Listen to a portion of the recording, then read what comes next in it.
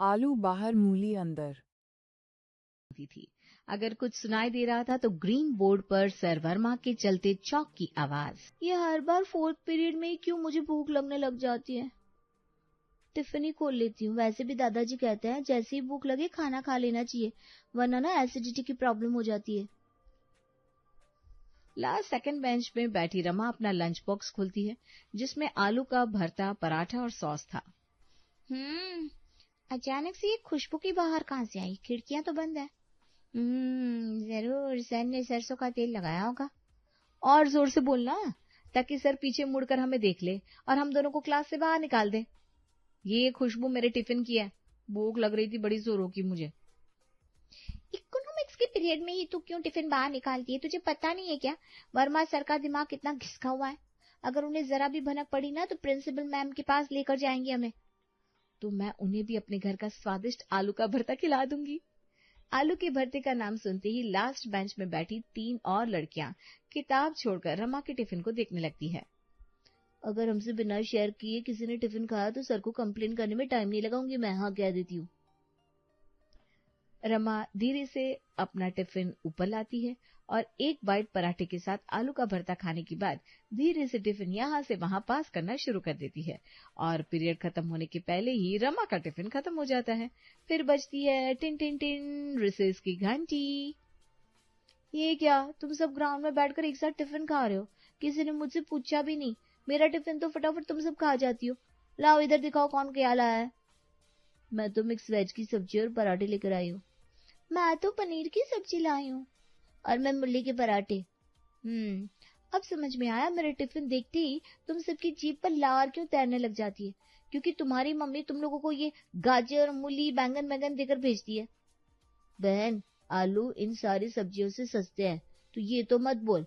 जरा खाकर देख, मेरे मिक्स वेज में जो क्रीम का इस्तेमाल हुआ है ना, आहा मजा आ जाएगा। नहीं तो क्या, मेरे मूली के पराठे में जो स्वाद है ना, वो तेरे आलू के भरते में कभी नहीं आ सकता। रही बात तेरा टिफिन खाने की, तो पूरी क्लास में तुझे छोड़कर इको के पीरियड में कोई टिफिन निकालता ही नहीं। अब तेरे टिफिन में कोरा नमक भी हो ना, तब भी हम सब मरकर खा ले, वो तो हमारी आदत है। पर देखा जाए तो तेरी मम्मी तुझे आलू के सिवा कभी कुछ देती नहीं। बात तो ठीक कह रही है शिल्पा। वैसे मैंने भी तुझे कभी आलू के अलावा कुछ लाते नहीं देखा। पता है, लोग तुझे पीछे से ना आलू कहते हैं। वो तो आलिया भट्ट को भी कहते हैं। रहने दे निधि, क्यों रमा का दिल दुखा रही है? तुझे देखकर समझ में नहीं आता क्या? उसकी मम्मी पेरेंट्स टीचर मीटिंग में भी ज्यादा नहीं आ पाती। अब हमारी मम्मी की तरह सुबह उठकर प्यार से हमारे लिए कभी पाव भाजी, कभी डोसा, कभी पनीर की सब्जी बनाए, ऐसे सबकी मम्मी तो नहीं होती ना। कोई बात नहीं रमा, तुम्हारा आलू का भरता ही अच्छा है। और ये कहकर रमा के सामने से उसकी फ्रेंड्स चली जाती है। पर ये बात रमा के मन में घर कर जाती है। दोपहर के वक्त आ गई रमा। देखो, मैंने दाल, चावल और आलू की सब्जी बनाकर किचन में रख दी है।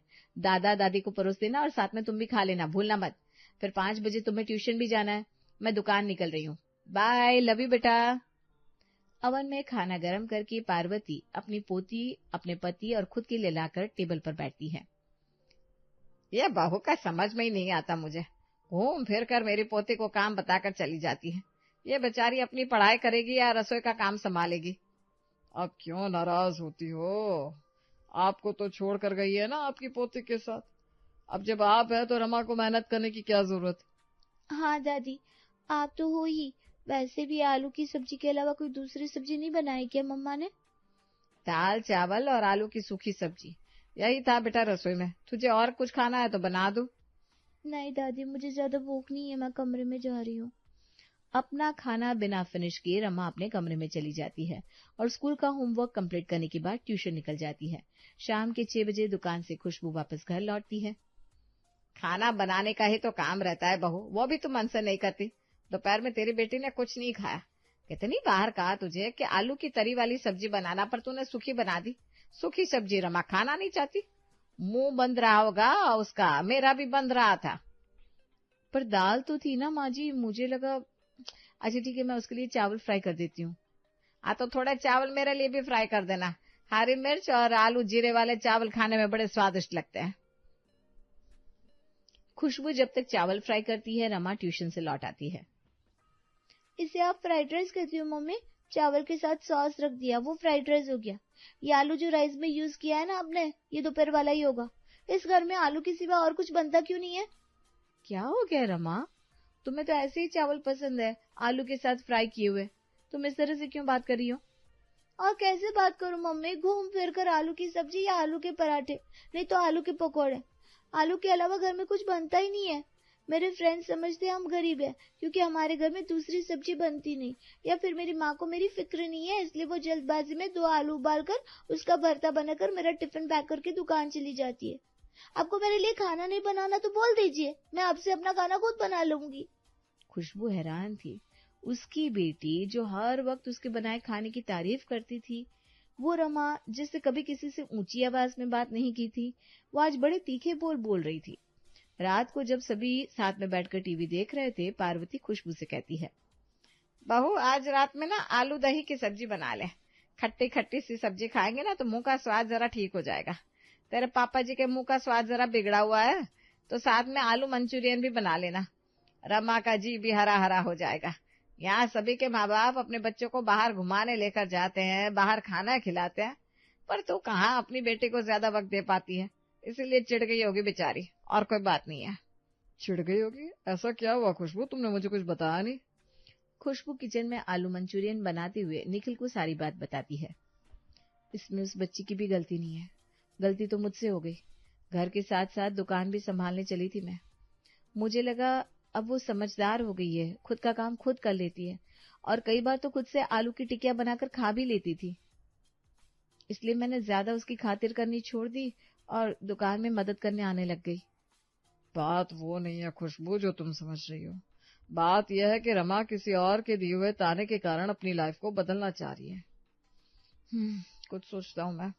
रात को भारी मन लिए खुशबू तो सो जाती है, पर निखिल को नींद नहीं आती, और वो याद करता है कैसे रमा को हर वक्त सिर्फ आलू ही खाना पसंद था। हनी चिली पोटैटो पापा, मैं तो ये खाने वाली हूँ। दादी आप क्या खाओगे? आप खुद के लिए फ्रेंच फ्राइज मंगवा लो ना। ये क्या रमा, घूम फिर कर आलू, घर पर भी तुम्हें सिर्फ आलू चाहिए होते हैं, अब रेस्टोरेंट में भी तुम आलू ही खा रही हो।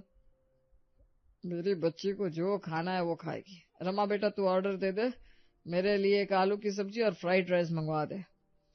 दुकान के काम में इतना बिजी हो गया कि सुबह सब्जी लाने का वक्त ही नहीं मिलता था। फिर सब्जी पापा लाने लगे, और सब्जी के नाम पर घर पर आने लगा सिर्फ आलू। अब फ्रिज में आलू ही रहेगा और सब आलू ही खाना चाहेंगे, तो खुशबू भी तो वही बनाएगी ना, इसमें उसकी क्या गलती है? कोई भी प्रॉब्लम हो, उसका बोझ हमेशा बहू के सर पर क्यों डाल दिया जाता है? यहाँ रमा ना अपनी माँ को समझ रही है, न मम्मी पापा अपनी बहू को। ऐसे में मुझे ही अपनी पत्नी को समझाना पड़ेगा, वरना प्रॉब्लम हो जाएगी। अगली सुबह रविवार थी, और आज खुशबू को जगाने हाथ में कॉफी लिए निखिल कमरे में आता है। कितने बज गए? मैं बहुत देर सोती रहेगी क्या? अरे 7 ही बज रहे हैं, और नाश्ते की तैयारी मैं कर लूंगा, आप आराम करो। आज खुद को वक्त दो, आज संडे तो मुझे दुकान भी नहीं जाना है, मैं फ्री हूँ। ये क्या हो गया आपको निखिल? मम्मी जी देखेंगी कि मेरी तबीयत चंगी है और फिर भी आप रसोई में हैं, तो आपको पता है ना कितनी डांट लगेगी हम दोनों को। अरे तो एक रोज डांट खा लो ना, वक्त आ गया है आलू को घर से बाहर और मूली गाजर को घर के अंदर करने का। मतलब मैं कुछ समझी नहीं। काफी लंबे अरसे से पत्नी धर्म निभा रही हो तुम, अब जरा पति धर्म मैं भी निभा लूं, है? तुम तो शुरू से ही सभी से कह रही थी कि आलू के अलावा भी सब्जियां होती है, और तुमने कई बार बनाई भी, पर किसी को खाना ही नहीं था। मम्मी पापा भी नहीं समझ रहे कि ठंड का मौसम है, अगर हरी सब्जियां शरीर में नहीं गई तो गर्माहट कैसे आएगी? सिर्फ आलू से थोड़ी ना काम चल पाएगा। और ऊपर से रही रमा की बात, जिसे चीज पोटैटो से लेकर पकोड़े तक हर तीसरी चीज में आलू ही पसंद है। आज उसे अपनी फ्रेंड्स के ताने सुनकर उस आलू से प्रॉब्लम हो रही है, पर जब तुमने समझाया तब भी उसे नहीं समझना था। तुमने वही किया जो सब चाह रहे थे, फिर भी सब तुम्हें ताने दे रहे। चाय बनाकर अपने मम्मी पापा को पकड़ाता है। अरे तू चाय लेकर आ रहा है बेटा, बहू कहाँ है? अब रसोई में भी भेज दिया बहू ने तुझे। अरे खुशबू कहाँ है तू? अरे वो बाथरूम से नहाकर आ रही थी कि उसका पैर फिसल गया। वो चल भी नहीं पा रही है, इसलिए कमरे में रेस्ट कर रही है। आज सोच रहा हूँ खाना मैं ही बना लूं, बाकी आप दोनों चाहे तो मेरी मदद कर सकते हैं, और रमा तुम भी। निखिल किचन में जाने से पहले खुशबू के पास जाता है और उससे रेसिपी पूछता है। आप मजाक कर रहे हैं ना? वेजिटेबल कटलेट आपकी बेटी खाएगी नहीं।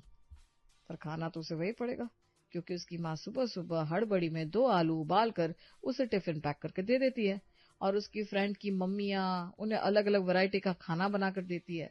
तो फिर मैं भी अपनी बेटी को वैरायटी का खाना दे रहा हूँ, तो क्यों नहीं खाएगी भाई। अब रमा जो कुछ भी खाएगी उसमें आलू का इस्तेमाल नहीं होगा, चाहे वो खाना खाए या ना खाए। मुझे तो बड़ी घबराहट हो रही है। और माँ बाबूजी को क्या खिलाने वाले हैं आप? बाहर आलू अंदर मूले। उन्हें आलू देखना होता है तो बस बाहर उनके लिए अब आलू ही परोसा जाएगा, पर अंदर में वो भी सब्जियां ही खाएंगे।